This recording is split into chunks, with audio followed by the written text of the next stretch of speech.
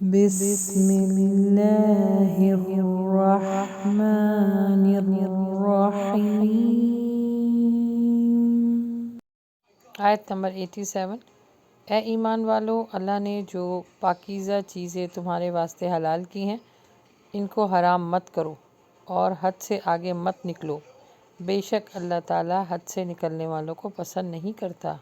اس آیت میں دو باتوں کی طرف اشارہ ہو رہا ہے کہ خود ہی حلال اور حرام کے مختار نہ بن جاؤ۔ حلال وہی ہے جو اللہ نے تمہارے لیے حلال رکھا ہے اور حرام وہی ہے جو اللہ نے تمہارے لیے حرام رکھا ہے۔ اپنے اختیار سے کسی حلال کو حرام کرنا قانون الہی کے خلاف ہے اور یہ ایک بہت بڑا گناہ ہے، کیونکہ اللہ کے نبی صلی اللہ علیہ وآلہ وسلم کے پاس کچھ ایسے لوگ آئے، انہوں نے کہا کہ ہم راتوں کو اپنے بستر پہ نہیں سوئیں گے، جاگ جاگ کے عبادت کریں گے، گوشت اور چکنائی نہیں کھائیں گے، عورتوں سے بھی تعلق نہیں رکھیں گے، یعنی اپنی بیویوں سے۔ تو اس طرح کی باتیں جب نبی صلی اللہ علیہ وسلم کو پتہ چلیں تو پھر انہوں نے ان کو بلایا اور سختی سے کہا کہ میں کھاتا بھی ہوں، میں سوتا بھی ہوں، عبادت بھی کرتا ہوں اور اپنی ازواج کے پاس بھی جاتا ہوں۔ یہی ہمیں حکم دیا گیا ہے اللہ کی طرف سے کہ جو حلال ہے اس کو حلال رکھو اور جو حرام اللہ نے بتا دیا اس کو حرام جانو۔ آیت نمبر 88۔ اور اللہ نے جو چیزیں تم کو دی ہیں ان میں سے حلال مرغوب چیزیں کھاؤ اور اللہ تعالیٰ سے ڈرو جس پر تم ایمان رکھتے ہو۔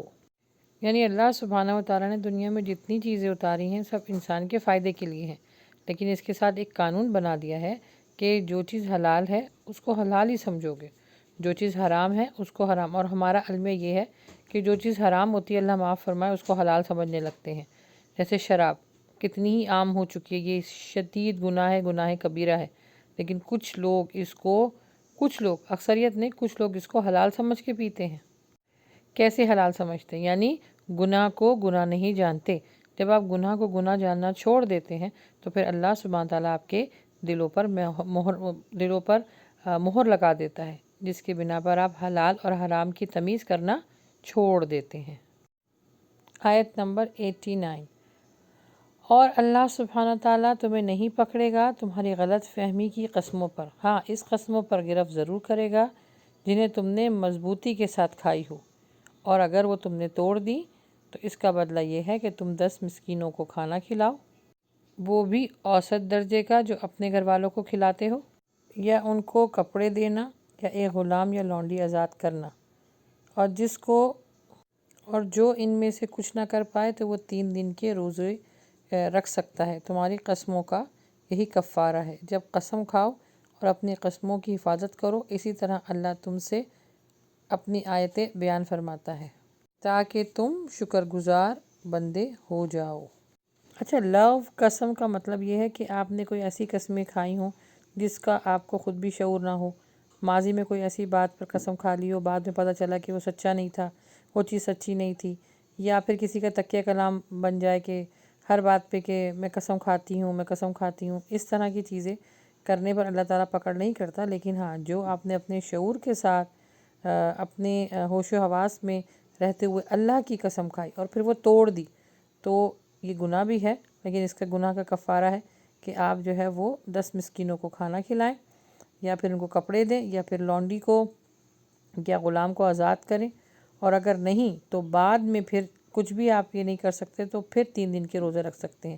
اور ہمارے یہاں پرابلم یہ ہے کہ ان سب چیزوں کو چھوڑ کے سب سے پہلے ہم 3 روزے رکھ لیتے ہیں۔ پہلے یہ سب چیزیں کہا ہے کہ ان کو اختیار کرو، اگر نہ کر سکو تو پھر 3 دن کے روزے رکھو، اور اللہ سبحانہ تعالیٰ سب جانتا ہے، وہ اپنی آیتوں کو کھول کھول کے بیان کر رہا ہے تاکہ تم شکر گزار بن جاؤ۔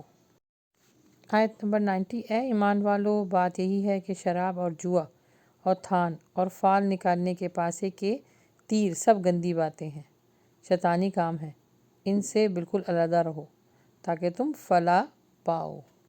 تھان سے مراد وہ عمل ہے جو اس زمانے میں اپنی دیوی بتوں کے سامنے جانوروں کو ذبح کیا کرتے، یعنی بلی چڑھاتے تھے، تو اس سے بچنے کو کہا ہے۔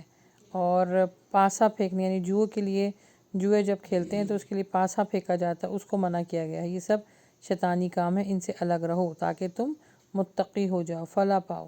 تو یہ شراب پینا، فال نکلوانا، جوا کھیلنا، یہ سب شیطانی کام ہے، ان سے بچے رہنے میں ہی عافیت ہے۔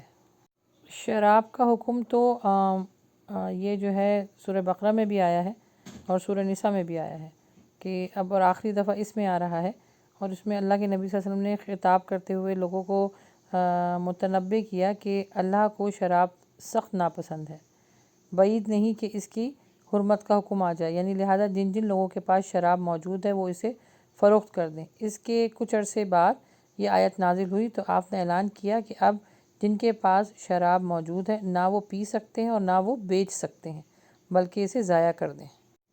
پھر مدینہ کی گلیوں میں شراب کو بہا دیا گیا۔